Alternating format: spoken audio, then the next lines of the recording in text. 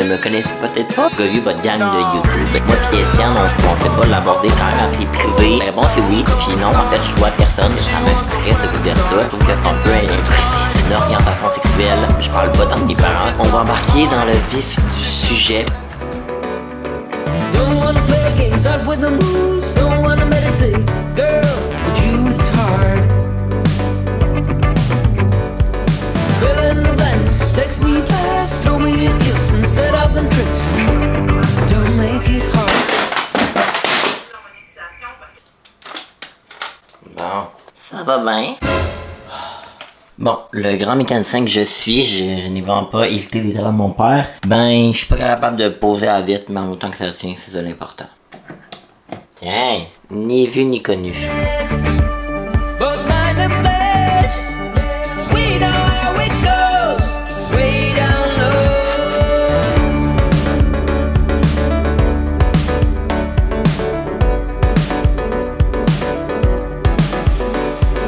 I don't wanna push and pull, girl, come. Ah, puis by the way, what's up la gang? You wanna, we can hold hands if you wanna.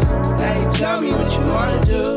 Bon, on est ici aujourd'hui pas pour que je fasse un petit vlog de genre cleaning vlog ou genre que je vous montre quand moi je travaille. Je l'ai quand même fait parce que je trouvais ça nice à vous vlogger avant d'entamer le sujet de la vidéo, mais comme vous l'avez vu dans le titre, en fait, je fais quelque chose d'un petit peu plus différent de ce que je fais d'habitude habituellement. Vous savez que je vous partage quand même beaucoup d'affaires dans mes vlogs et tout, mais j'ai l'impression que vous ne me connaissez peut-être pas vraiment. Tu sais, ça fait à peu près, honnêtement, genre, je dirais 5 ans que je fais des vidéos sur YouTube. J'avais 16 ans, puis là j'en ai 20, j'ai bientôt 21 au mois de septembre. Alors, ouais, ça fait à peu près 5 ans, 5 ans je crois, depuis 2018, que vous avez appris à me connaître pour ceux qui sont là depuis le début. J'ai vraiment évolué avec vous, mais il y a quand même des choses que je garde quand même assez privées. Il y a quand même des aspects de ma vie que vous ne connaissez pas, puis je trouve ça vraiment normal, puis jamais je vais étaler ma vie privée au grand complet sur internet. Je trouve que c'est ça le beau des médias sociaux, c'est que tu décides ce que tu montres. Je vous dirais que je suis quand même très authentique, mais je me garde quand même une petite jardin secret. Mais là, j'ai décidé de répondre à des questions anonymes. En fait, le gros trend sur Instagram de répondre à des questions anonymes. Fait que je me suis dit que j'allais le faire. Je me doutais de certaines questions et je vais y répondre aujourd'hui. Vous en doutez probablement aussi, ça va être quoi les questions. Fait que sans plus attendre, on va commencer tout de suite. Je vous avouerai que ça me stresse un peu, honnêtement, parce que quand je vous dis, je vous amène dans mes vlogs, je vous montre ce que ça me tente de filmer, puis je suis comme ça. Mais là, de vous répondre à des questions, il y en a que je vais pas répondre parce que je trouve que c'est un peu intrusif. Please give me a pick-up line that always work. Honnêtement, j'ai aucune pick-up line. Je ne suis un très mauvais texteur sur des dating apps, quelque chose comme ça. Je déteste ça. Puis moi, les pick-up lines, quand même, je suis archi nul. Fait que je préfère que les gens me textent en premier que je texte les gens en premier. Une question qui est dans le même fil, c'est est-ce que tu es sur des apps de rencontres? Je suis sur Tinder. Est-ce que je vais souvent? Vraiment pas. J'aime pas ça. J'aime pas ça. Je sais pas pourquoi. Je sais pas pour vous. Mais moi, j'aime pas ça. Je sais pas pourquoi, là, j'aime pas ça. Moi, commencer à texter des gens pour essayer de cruiser, c'est vraiment pas mon genre. Je pense que mes parents vont écouter ça, ma mère, fait que je te salue, maman, si jamais tu passes par là. Ça, c'est une question que j'ai trouvée assez intéressante, en fait. Puis en plus, elle est en anglais. Je sais pas si la personne qui me suit est anglophone ou peu importe. Fait que peut-être qu'elle va même pas comprendre ce que je dis. Mais c'est Are you close with your parents? On voit mon gros accent anglais. Fait que est-ce que tu es proche de tes parents? Je parle pas tant de mes parents sur YouTube, un petit peu, tu sais, quand je m'envoie chez mes parents et tout, mais je les montre pas. C'est pas des gens. Ouais, je pense que ma mère, elle va passer par là. Fun fact, ma mère n'écoutait jamais mes vidéos avant. Jamais. Puis maintenant, depuis quelques mois, depuis que je suis déménagé en appartement, là, elle a commencé à les écouter. Puis je pense qu'elle aime bien ça. Mais c'est ça, j'aborde pas souvent mes parents. C'est pas des gens qui aiment ça, s'exposer sur Internet. Autant mon frère aussi, ma famille. Puis je respecte vraiment ça. Mes amis, vous le voyez dans mes vlogs, sont super down d'apparaître dans mes vidéos, dans mes vlogs et tout. Ils prennent même la caméra, sont full à l'aise. Mais mes parents, c'est moins leur genre. Puis c'est peut-être pour ça que la personne demande ça. Mais oui, je suis quand même assez très proche de mes parents. Depuis que je suis jeune, je suis proche de mes parents. Je leur dis pas, je leur dis pas tout, mais je me confie pas beaucoup comme personne dans la vie. À part à mes amis super proches, j'ai rien non plus à confier. J'ai pas une vie secrète, là. Mais c'est ça. Oui, je suis quand même proche de mes parents. Honnêtement, on s'entend vraiment bien. On va embarquer dans le vif du sujet. Probablement une question que vous êtes posée, ou même peut-être pas, parce que c'est pas tout le monde qui se pose cette question-là. Mais j'ai reçu, en fait, le plus grand nombre de questions. J'en ai jamais parlé sur Internet. Là, on dirait que ça me gêne de savoir que, comme, peut-être que ma famille va m'écouter, pis tout, mais c'est bien chill, là. Plusieurs questions m'ont demandé mon orientation sexuelle. Est-ce que j'avais un chum? Est-ce que j'avais une blonde? Est-ce que j'étais en couple et tout? En fait, je vais répondre à cette question-là une fois pour tout. Hey, ça me gêne. Vraiment, non, je suis complètement célibataire, donc voilà, je n'ai jamais été en couple de ma vie, fait que je suis célibataire depuis 20 ans. Puis honnêtement, je recherche pas d'être en couple non plus, là. Honnêtement, je suis comme, si jamais je finis par être en couple, ben, si jamais c'est pour arriver, la bonne personne est là, ben tant mieux, mais sinon, je recherche pas être en couple plus que ça. Et oui, donc la question qu'on m'a demandé, es-tu gay? Fait que honnêtement, on dirait que ça me stresse de vous dire ça, pas parce que je l'assume pas, vraiment pas, c'est juste que j'en ai jamais parlé. Mais la réponse est oui, probablement que vous en doutez déjà. Ça m'a fait quand même un petit peu. Puis honnêtement, je suis vraiment chill avec ça à 100%. C'est quand même quelque chose que j'aime garder, ben pas low-key, mais sur internet et tout. Je suis pas quelqu'un qui met devant moi mon orientation sexuelle. C'est pas un secret, là, genre tout le monde le sait pas mal. J'ai jamais fait de gros coming out, genre sur Facebook. Mais voilà, fait que la réponse est oui. Si jamais vous avez des questions, peu importe, vous me les poserez dans les commentaires. Il y a quand même des questions que je garde pour moi, comme j'ai reçu une question, comment tu fais ton coming out à tes parents? Puis ça, c'est quelque chose que j'en parlerai pas. Je pense que c'est quand même des aspects de ma vie que je veux garder privé et tout. Ça s'est super bien passé, là. Fait que voilà, là, pas mal tout mon entourage, en fait, pas mal tout mon entourage est au courant. Puis voilà, même si j'ai jamais eu de chum, j'ai jamais été en couple, je l'ai pas mal tout le temps su, je vous dirais. Puis je sais pas s'il y en a parmi vous qui sont dans ce processus-là de come out, d'affirmer son orientation sexuelle. Ben, si jamais c'est le cas, je vous dis, allez-y. Je pense que d'être bien entouré aussi, c'est qu'est-ce qui change tout. Moi, j'ai eu la chance d'être excessivement bien entouré. Ça n'a jamais été ça n'a jamais été un big deal. Un petit peu, quand j'étais plus jeune, je me suis beaucoup posé de questions, je pense, comme tout le monde qui vit cette situation-là. Ouais, quand même, là. Mais je le savais que j'allais être bien entouré. J'ai toujours eu un entourage autant familial qu'amical, hyper proche. Je suis proche de mes gens, dans mon monde. Puis, si jamais vous sentez moins à l'aise d'en parler à certaines personnes, ben, parlez-en pas. Puis, allez-y vraiment comme vous le sentez. Moi, ça s'est passé quand je l'ai senti, je me suis dit, c'est là, go, tu le fais. C'est comme ça que c'est arrivé. Je trouve ça vraiment con qu'on ait besoin de faire un coming out en 2022. Fait que c'est pour ça que moi, j'en avais jamais parlé. Je me dis, tu sais, si je pourrais être en couple avec quelqu'un, les gens vont le voir, la personne va être dans mes vidéos un jour, si jamais c'est le cas et tout, mais jamais, honnêtement, je pensais jamais en aborder sur YouTube, mais j'ai de mes amis également qui m'en ont parlé, pensaient en parler sur YouTube et tout, puis honnêtement, je pensais jamais en parler parce que je me dis, ils ont pas besoin de savoir ça, les gens, mais là, j'ai vu avec toutes les questions que j'ai posées sur Instagram, que c'était la question qui est revenue le plus souvent, alors la réponse c'est oui. Honnêtement, c'est quand même un sujet, un gros sujet, là, ça, je pense, tout ce qui est orientation sexuelle et tout, je pourrais en parler pendant des heures, honnêtement, mais je veux pas non plus que la vidéo soit dédiée autour de ça, je m'en doutais vraiment quand j'ai décidé de faire le tram. Je me doutais que ça allait être ça, les questions, puis pas que ça me dérange parce que même moi, je pense qu'on est curieux de savoir un petit peu la vie un petit peu plus privée des créateurs qu'on suit. Fait que voilà, moi, si jamais je peux juste faire un petit topo et tout, comme je vous ai dit, je suis vraiment fier de ça, je suis fier de moi aussi, je pense que on dirait qu'on le dit pas assez souvent, mais pour ceux qui vivent pas ça, en fait, je pense qu'ils peuvent jamais savoir un petit peu c'est quoi. Et ça m'est quand même vraiment, ça s'est vraiment bien passé, tout ce qui est mon coming out et tout, mon acceptation de moi-même. Évidemment, j'ai vraiment pris confiance en moi une fois que ça a été fait. Je pense que c'est pour ça que les gens font un coming out, c'est que c'est pour te sentir en confiance beaucoup plus après. Je pense que autant niveau physiquement j'ai évolué, mais autant niveau mentalement, je pense aussi d'aller en appartement et tout, de comme vivre de mes propres ailes, ça n'a pas rapport avec mon orientation sexuelle ça, mais juste de comme te faire confiance, vieillir, accepter. Je pense que j'ai beaucoup maturé, puis j'ai beaucoup glow up mentalement, puis ça je suis vraiment fier de moi. Fait qu'en tout cas, bon, j'ai manqué de batterie, je me souviens comme plus trop ce que je disais, mais ouais, si jamais vous avez des questions, vous pouvez les poser autant dans les commentaires, tout en restant respectueux évidemment, mais si jamais mes messages sont toujours ouverts, si jamais vous avez besoin de parler, peu importe, je suis là. Fait qu'en tout cas, c'est pas ça le but, là, le sujet de la vidéo, je pensais pas en parler autant longtemps, mais finalement je me suis senti à l'aise d'en parler, alors j'en parle. Quelle est ta plus grande peur? Honnêtement,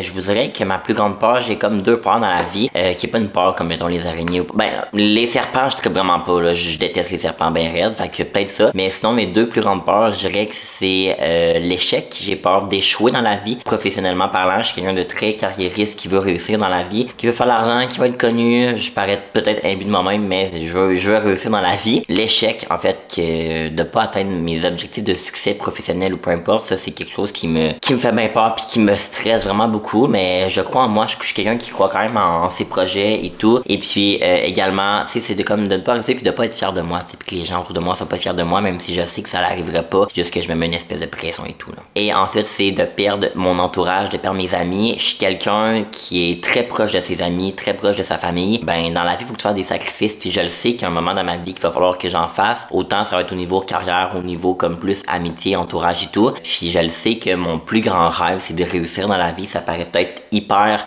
selfish et tout, mais c'est un objectif que je veux. Puis je sais que si je veux aller loin au niveau professionnel, carriériste et tout, il va falloir que je fasse des sacrifices niveau relationnel. Puis ça me fait capoter mes rêves parce que si c'était juste de moi, s'il faut que je déménage demain matin à Paris pour ma carrière, je déménage demain matin à Paris, même si je vais être fendu ben raide en 1000 morceaux parce que je vais avoir laissé mon entourage. Fait que moi, c'est de perdre mon entourage, de perdre mes amis, de perdre cette proximité-là que j'ai avec les gens, mais aussi de ne pas réussir. Fait que c'est comme deux peurs qui sont très contradictoires, qui ne fitent pas un avec l'autre, mais je le sais qu'il va falloir un jour que je fasse face à ça. Very nice. Ça, c'est une question qui ressemble un petit peu aux autres là, que j'ai parlé lors de mon parcours amoureux, mais c'est, tu parles jamais de ta dating life. Est-ce que tu vois quelqu'un en ce moment, ou vu que tu as une vie occupée, tu ne prends pas ton temps avec les fréquentations, ça t'a bien à l'aise d'y répondre, c'était pas trop indiscret, c'est zéro indiscret, il y a vraiment pas de problème, c'était pour ça aussi que je voulais faire cette vidéo-là. Puis non, en fait, je vois personne, c'est pas nécessairement juste parce que je suis occupé, oui, je suis très occupé dans ma vie, je priorise beaucoup mes amis, je ne fréquente personne, je n'ai jamais vraiment fréquenté personne non plus, je dois vous avouer. Fait que non, je date pas vraiment, puis je texte pas vraiment grand monde.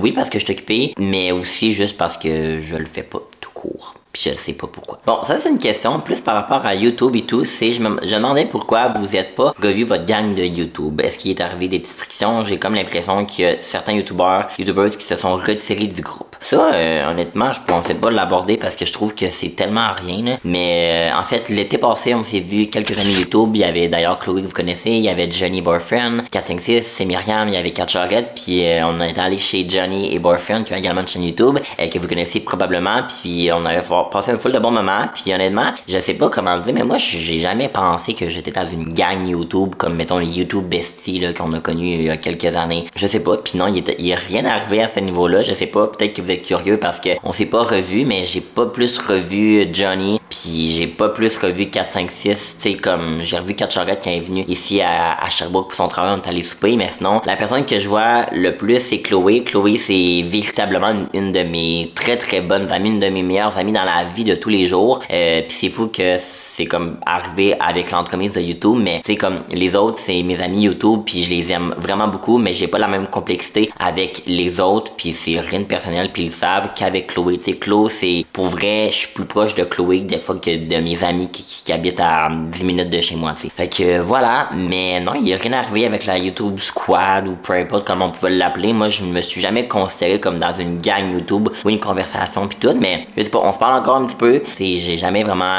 écrit en privé à d'autres gens à part Chloé. Je pense que c'est peut-être le fait que je suis comme plus jeune aussi. Je suis moins dans leur tranche d'âge, ben Chloé aussi, mais je sais pas, elle me rejoint beaucoup sur certains points. Mais non, il y a rien arrivé avec la YouTube gang, peu importe là. Ensuite, ça, j'ai trouvé ça le fun aussi, mais c'est qui sont tes modèles de vie, célébrités ou pas. Fait que je vais y aller peut-être plus avec les célébrités. C'est évidemment toutes les gens que j'admire dans la vie, ma famille, mes amis, c'est des modèles de vie pour moi. Mais je voudrais que j'ai deux modèles de vie, en fait, ouais, je pourrais peut-être dire ça, moi que j'en oublie, mais c'est deux créateurs de contenu, vous en doutez peut-être.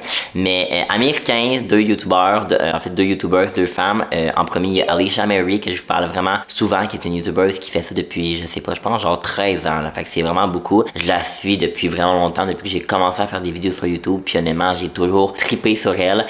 J'adore son contenu, puis tout ce qui est au niveau de son business side of YouTube. Elle a une compagnie de vêtements. Elle travaille vraiment beaucoup. Puis j'aspire à être elle un jour. Je le sais que je serai jamais créateur de contenu comme elle. De un, je pense que si YouTube avait pour marcher vraiment beaucoup, ça l'aurait déjà marché plus que ça. Puis aussi, ben, on est pas aux États-Unis, tu sais. Fait que Alicia Mary, je l'adore du plus profond de mon cœur. Mais il y a également Emma Chamberlain, que ça vous connaissez peut-être aussi, qui est vraiment grosse aussi aux États-Unis, qui a comme 10 millions d'abonnés sur YouTube. Ben, elle a également une compagnie de café. Puis elle est vraiment dans le fashion industry. Moi, l'industrie de la mode, c'est vraiment quelque chose qui m'intéresse. J'ai étudié là-dedans au collégial, puis je trippe là-dedans, là, tu sais. Je baigne là-dedans depuis que je suis jeune. J'ai toujours écouté des films par rapport à ça. J'ai lu des livres, je me suis documenté, les revues. Le monde de la mode m'a toujours fasciné. Puis là, elle est quand même dans cette industrie-là. Elle est invitée au Met Gala et tout, à l'anime avec Vogue et tout. Fait que je voudrais que c'est vraiment une inspiration pour moi, elle aussi. Mes modèles de vie, c'est des gens qui ont réussi vraiment beaucoup, professionnellement et tout, monétairement, au niveau du fame et tout, mais qui restent eux-mêmes, qui restent très accessibles puis humbles. Puis moi, c'est ça mes modèles de vie. Fait que je voudrais que c'est ces trois personnes-là. Un petit peu dans la même ordre d'idée, j'ai reçu la question, c'est quoi ta job de rêve, ton métier de rêve et tout. Puis moi, je voudrais que si je pouvais faire les médias sociaux à temps plein, je le ferais. Évidemment, ça me passionne bien raide. J'en reviens pas que c'est un métier, puis je trouve que c'est tellement le fun. C'est beaucoup de travail, peut-être que les gens s'en rendent pas compte, mais avoir une chaîne YouTube, mettre des vidéos sur TikTok, mettre des vidéos, des Reels Reels, des photos sur Instagram, c'est vraiment une job, c'est une job à temps plein. Puis tu sais, si je pouvais créer autant plus de contenu que ça, genre 2 à 3 fois par semaine, je le ferais. C'est juste que j'étais à l'école à temps plein, j'ai pas le temps. Honnêtement, ma chaîne YouTube, puis mes réseaux sociaux me demandent à peu près, là, je vous dirais, comme 25 heures par semaine. Là. Mais je sais que pour moi, ça serait pas assez de vivre juste de ça. J'aurais l'impression que il me faudrait avoir d'autres buts, c'est puis tout. J'adorerais que YouTube puisse être une quand même grosse partie de mon revenu parce que ça me fascine. Puis tous eux qui font ça à temps plein, je les envie tellement, j'aimerais tellement ça. Mais c'est ça, mais également avoir une compagnie de vêtements